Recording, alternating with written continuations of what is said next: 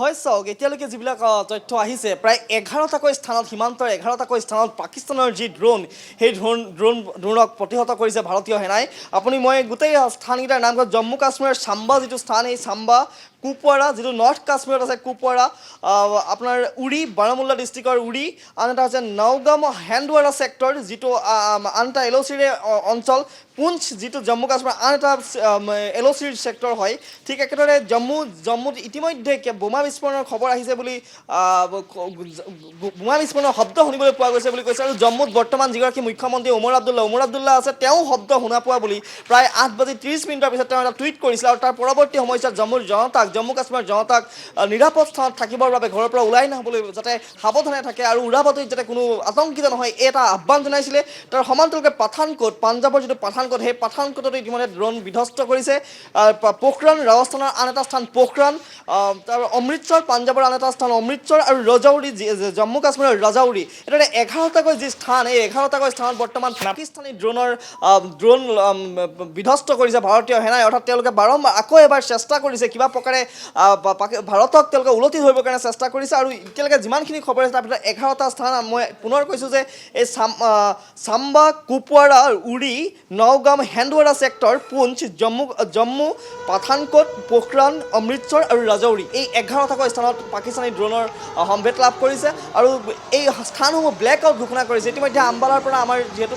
প্ৰাঞ্জল প্ৰতিম দাস গৈছে তেওঁ দেখুৱাইছে তাত আন্ধাৰ পৰিৱেশ হৈ গৈছে অন্ধকাৰচ্ছন্ন হৈ পৰিছে এনেদৰে সীমান্তৰ কেইবাটাও অঞ্চলত অন্ধকাৰচ্ছন্ন পৰিৱেশে বিৰাজ কৰিছে বৰ্তমান ব্লেক আউট জাৰি কৰিছে অৰ্থাৎ কালিৰ যি দৃশ্য সেই দৃশ্য পুনৰ অনুৰূপ দৃশ্য আজি আকৌ এবাৰ এতিয়া দেখিবলৈ পোৱা গৈছে একে সময়তে যে ইতিমধ্যে আপুনি জনাইছেই যে যিখন গুৰুত্বপূৰ্ণ বৈঠক চলিছিলে 1:50 ধৰি কম সময় নহয় প্ৰায় 2 ঘণ্টা সময় এখন বৈঠক অনুষ্ঠিত হ'ল য'ত নেকি তিনিগৰাকী সেনাপ্ৰধান CDS অনিল চৌহান আৰু আপোনাৰ ৰাষ্ট্ৰীয় নিৰাপত্তা অজিত ডোভাল উপস্থিত আছিল সেইখন বৈঠক হৈ গৈছে সামৰণি পৰিছে বৈঠকৰ পিছত পুনৰ পৃথকে আকৌ প্ৰধানমন্ত্ৰী নৰেন্দ্ৰ মোদীৰ লগত পৃথকে বৈঠকত মিলিত হৈছে ৰাষ্ট্ৰীয় নিৰাপত্তা উপদেষ্টা অজিত ডোভাল অৰ্থাৎ পৰিস্থিতি নিয়ন্ত্ৰণৰ বাবে পৰিস্থিতিক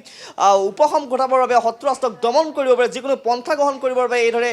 ৰুদ্ধতাৰ বৈঠকত মিলিত হৈছে দুঘণ্টাজোৰা এখন গুৰুত্বপূৰ্ণ বৈঠকৰ পিছত এইবাৰ আকৌ ৰাষ্ট্ৰীয় নিৰাপত্তা উপদেষ্টা আৰু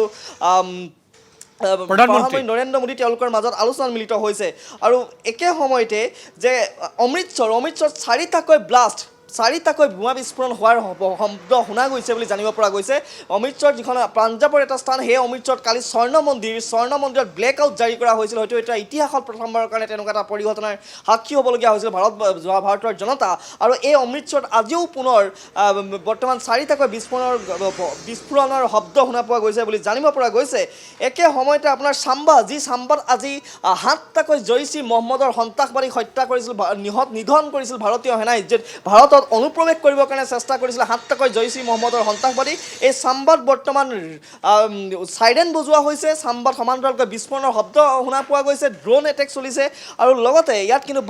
সেই একেধৰণে পাকিস্তানী সেনাক ভাৰতীয় সেনাই যোগ্য প্ৰত্যুত্তৰ দিয়া দেখিবলৈ পোৱা গৈছে আৰু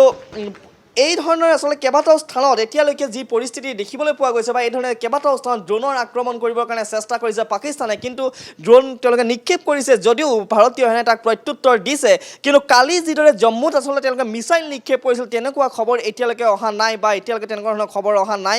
যদি পৰৱৰ্তী সময়ছোৱাত এই ধৰণৰ পৰিস্থিতি উদ্ভৱ হয় বেলেগ হ'ব কিন্তু এতিয়ালৈকে কেৱল ড্ৰোনৰ দ্বাৰা আক্ৰান্ত কৰিছে আৰু তাক সম্পূৰ্ণৰূপে বিধ্বস্ত কৰিছে ভাৰতীয় সেনা হস্তম হৈ আছে আৰু সমান্তৰালকৈ ইখনৰ পিছত সিখন ৰুদ্ধতাৰ বৈঠক চলি আছে আৰু আজি হ'ব যে যিখন ইণ্টাৰনেশ্যনেল মনিটাৰী ফাণ্ডৰ যিখন মিটিং আছে সেই মিটিংখন অনুষ্ঠিত হোৱাৰ কথা কিছু আপডেট